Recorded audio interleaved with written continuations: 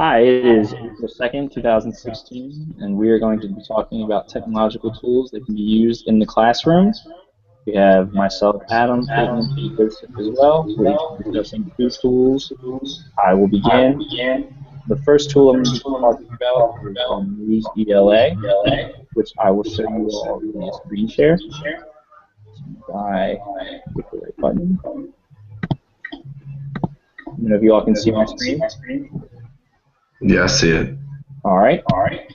So News ELA is a level text provider that when you click on an article, it lets you show it in different ways. So if I click this one, on the right-hand side, which I think is really cool, you can pick determine or use Lexile level to determine what level text you want. So you can see the text here. Not really that complicated, but if you want it to be easier, you could click 570 Lexile scale, and now you can see the words get easier and easier to comprehend. The articles remain the same, but they just make it easier to read from different levels. You also, if you include emoji, make it even easier to read. So you've even the most basic way to read, which I thought was really cool, and then all the way up to Max as well.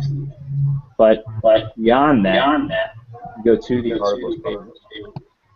It's all different categories and sections. You do it by grade level, which is really helpful. You can attach many different grade levels together. So if I wanted to know third and fourth, it would find all my third and fourth ones that are compatible.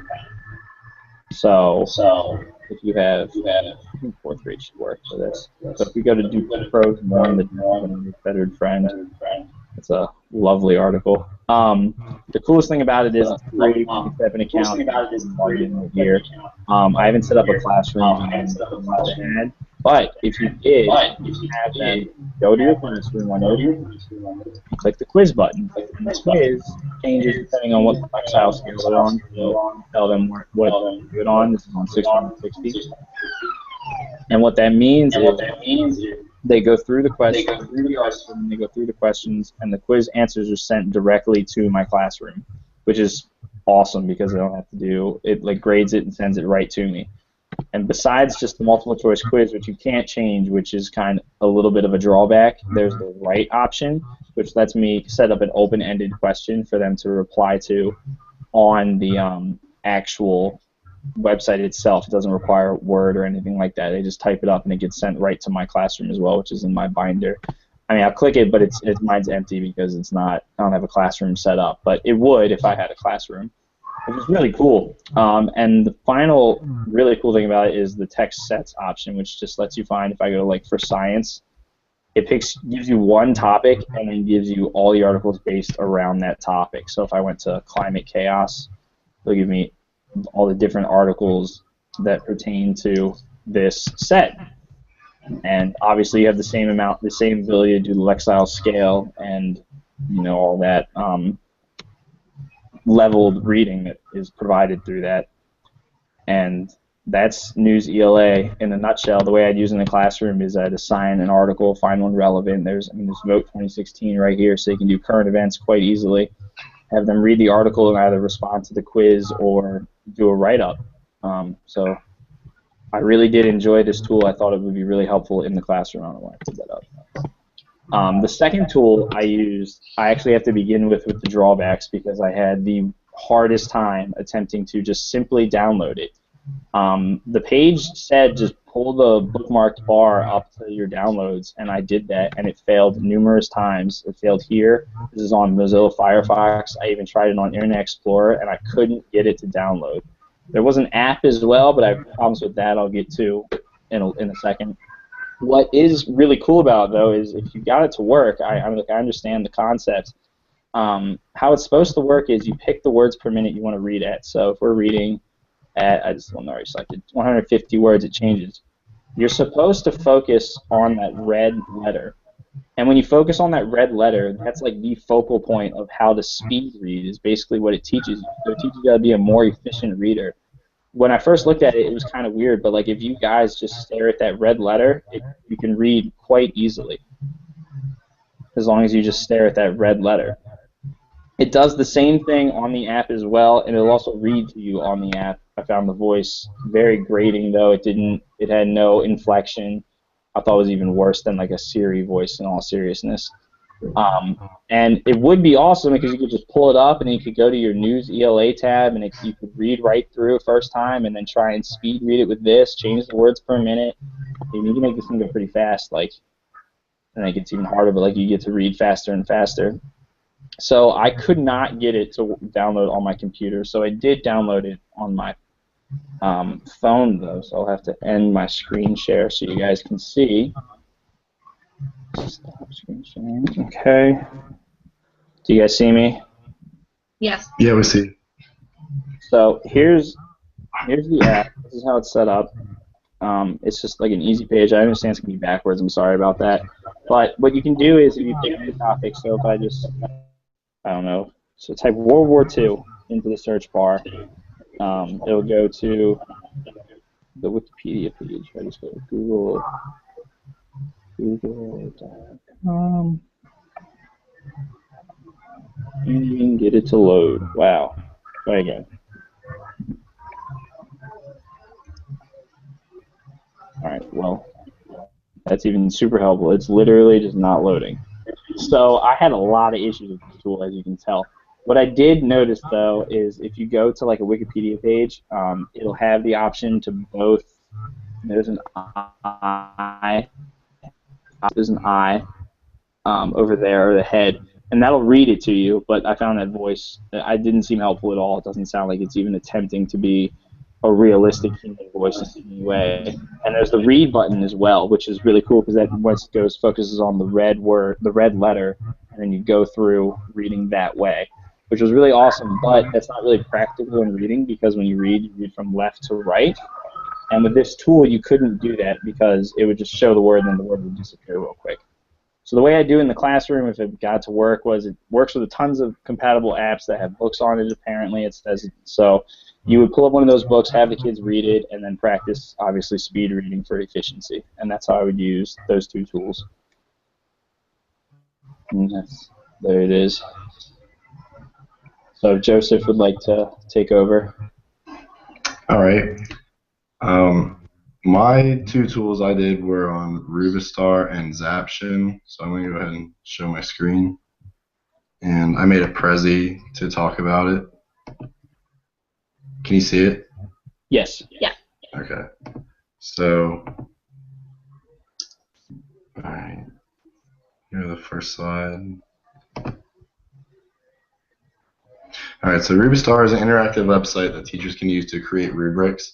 It allows teachers to easily make rubrics by selecting a subject and choose what the teachers want the students to do. It then autofills the rubric without having to type anything. So basically what that means is I went onto the website and I played around with it a little bit. I went to a math lesson, and one of the rubrics I wanted students to do was to properly plot coordinate points. And the drop-down menu, it listed that. It also listed a couple other things to do, but I wanted to click that. And as soon as I clicked that, it auto-filled from 4, 3 to 1 and 0, and it gave a different description for everything about properly plotting points. So I didn't have to type anything. I just selected what I wanted the students to do, and then the website did the rest. So that was pretty cool. So uses for Rubistar. You can use it for any subject, including math, science, history, music, writing, and art.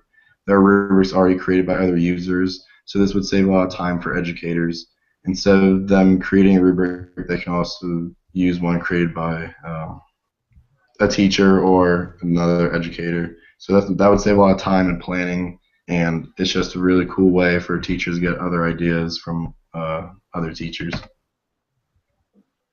And uses, obviously math, like I said, science, writing lessons, any of the other subjects I listed before. You can also print out each rubric for a student so they can look at what the teacher exactly wants from them. And by giving them this printout, it also gives the students structure so they know exactly what the teacher wants. And for Zaption, it's a website that allows educators to create educational videos to help their students focus on what's important. Videos can intermittently pause for students to answer questions. This tool is a great way for students to focus on the video and not lose focus. So in the middle of the video, it's similar to YouTube where you can see where ads might be, but instead of ads, there are little tabs where a quiz will be. So this is a great way for students to stay interacted with their video instead of dozing off or focusing on something else that might interest them. It keeps their focus on the video. So uses for it, you can use it for a history lesson. Students can watch the video and be asked questions about important dates or events. And like I said before, it's more interactive for students. Instead of filling out a guided worksheet, it keeps them involved, and the lesson becomes more interactive when students can participate with what's being said in the video. So critical uses for it. There are excellent videos for lessons. They provide a different way to stay connected with the video, and after you answer the quiz question, it provides feedback as soon as you answer it, so you know whether you got it wrong or right. And I think that's more important for students rather than filling out a worksheet and then getting the answers back maybe a day or 2 or 3 days later, because this lets them know whether they're getting content right or not, and that's really important. So that's all I have for that. I'm going to stop sharing my screen. I think Rubistar sounds absolutely awesome. Mm-hmm. And then with Rubik's Star, you can do it for any grade and any subject, right? Yeah, you can choose any grade as well. It's not just 3rd grade or 4th grade. There's every grade. So a lot of different educators can use it wherever their class follows with it. Good. Yeah. I think it's great because a lot of people don't know how to make Rubik's up for us. And especially for teachers in the professional program, it's difficult if you've never had to do one before. Exactly. It really, especially for new teachers, it kind of structures you what you should be looking for and how to properly grade somebody. It's like scaffolding for teachers. Yeah. Exactly. All right, Caitlin? All right. Let me try and share my screen. Let's see this one. Can you guys see it? Yes. Yep. Okay. So my two that I did was Kahoot and QR code. The first one I'm going to talk about is the Kahoot. Kahoot is a free game-based learning tool which is geared toward any grade level or subject. It was interesting. I found out that it was first launched back in August of 2013 in Norway. And it has finally reached over 180 countries and 50 million people use it every day. Basically what Kahoot is, it's just a formative assessment way for teachers to see and track their progress for their students. Teachers create game-like multiple choice questions. It's a cool and interesting way for teachers to add images, video clips, and diagrams. Many teachers that use Kahoot, like I said, they identify their students' progress. They can see if they understand the objectives. They can also see where the students fall, weakness and strength-wise. It can be accessed anywhere from computers, iPads, smartboards, to any classroom device. So even if you don't have any iPads, you can still use it on laptops, which most schools will have a laptop or iPad in the classroom, if not both. How it works is the teachers will log in to their own, so this is my own page, and they will either create a quiz, a survey, or a discussion based on what they want. So I made a quiz a while ago, and basically what the teacher will do is they'll be instructed to write questions, and you can depict whether or not you want 1 answer, 2 answers, 3 answers, or 4 answers. So all of my questions that I have 8, I believe, all have 4 choices, and there's 20 seconds. The teacher can either up it or they can lower it depending on their students' grade level, how quick they can read, how quick they can internalize the answer. all of that. And then once a teacher has submitted it and it's all set, a PIN code will be sent to them, whereas I already had the PIN code, but I don't know where it is on here. You can give it to your students, and then your students will have this screen up on their iPad, computer, whatever device they're using. And they'll just type in that PIN, and it'll bring them right to a page where they'll have to create a nickname. And at that point, it's up to the teacher's discretion of whether or not you want to put their real name, or if they can put like their student ID, whatever the teacher wants. And then they will go ahead and they'll answer the first question. So in this case, if I made this for my students, they would have 20 seconds to answer the question. And what's interesting is even if they are not, if they don't know how to use it, it's interesting because it's not just like an A, B, C, D answer type. They have different signs. So there's a star, there's a heart, a square, and a triangle, and they're color coded. So it helps with that. They just have to type, like, press the green button or the blue button for their answer. One critical use that we can use this in the classroom is that it helps students gain a deeper critical thinking aspect part of it. They have to be like on top of their reading skills, so this definitely will help them achieve the high level skills for that grade level. So if they're in second grade, you want them to be working up to a third grade reading level. So this will definitely help them, and with the time stamp on it, that will help them with that too. It also helps with critical thinking. They have to think very quickly on their feet. So we as teachers want to teach students to internalize the questions and like think critically. So this also is a great tool for that. A concern that I had with it though was that on different like Wi-Fi connections, it can be slower. So I used this in my placement the one time, and not many kids could get onto it. Only half the class can access the code while the other ones were still waiting for the page to load.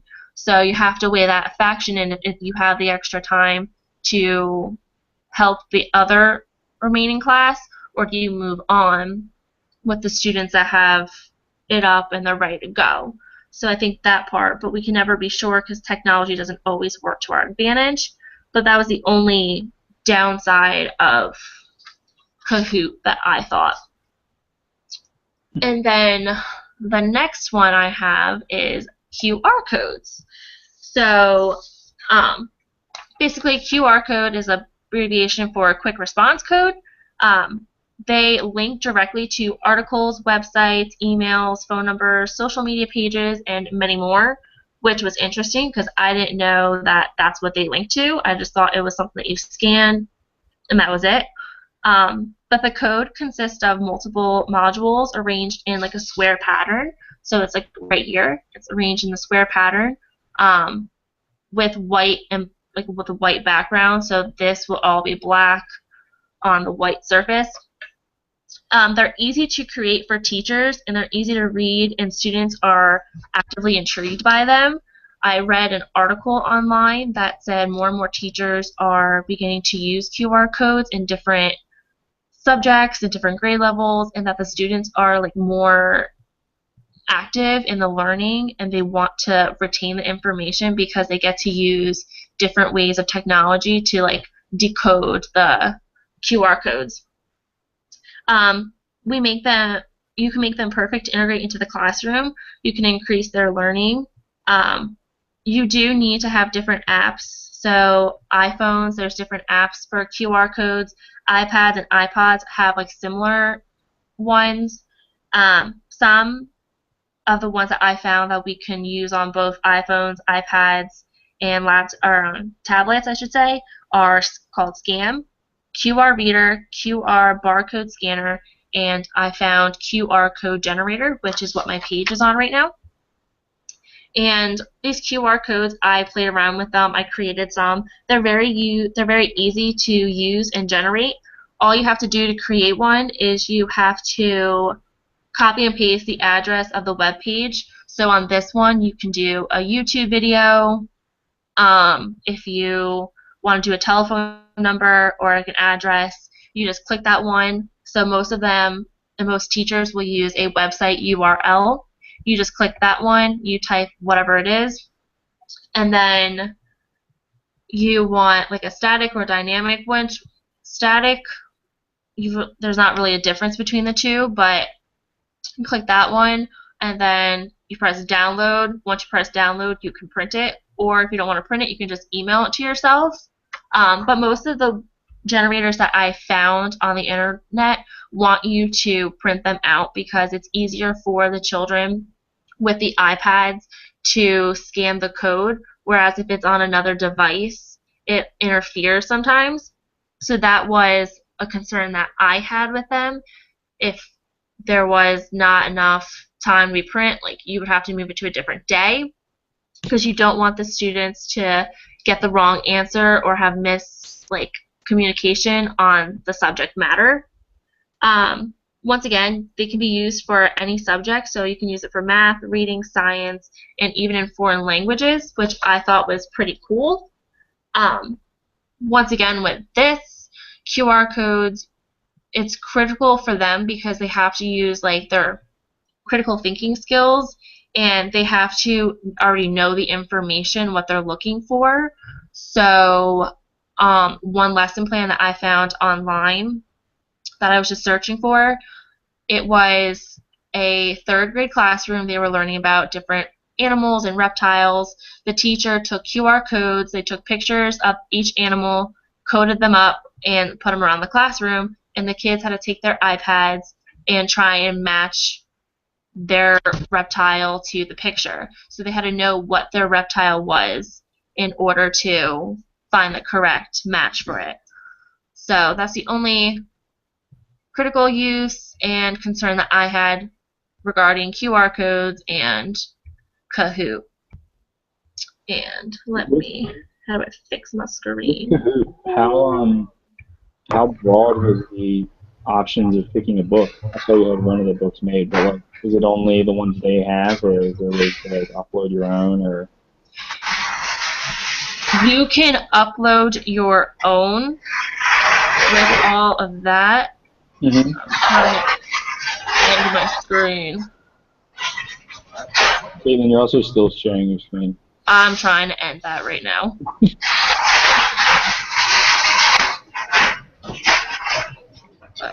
That's all I thought that thing about Kahoot was pretty cool. You can make your own questions and let it be interactive for the kids.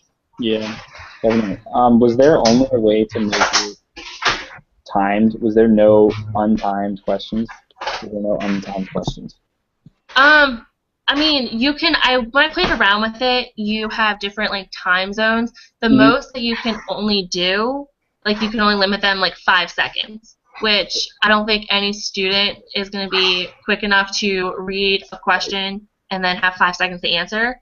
But I think it's a great way for teachers to build up their students like levels, because if you give them 20 seconds and then 2 weeks later you give them 15 seconds, you're making them like quicker readers, like quicker critical thinking, and it will help them in the long run.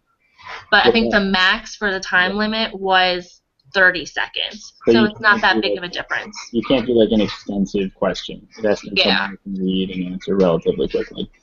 Exactly. So I would set a drawback, but you could still totally use it, especially if you're using for younger learners. You're not going to ask them to, write an essay on a book they read.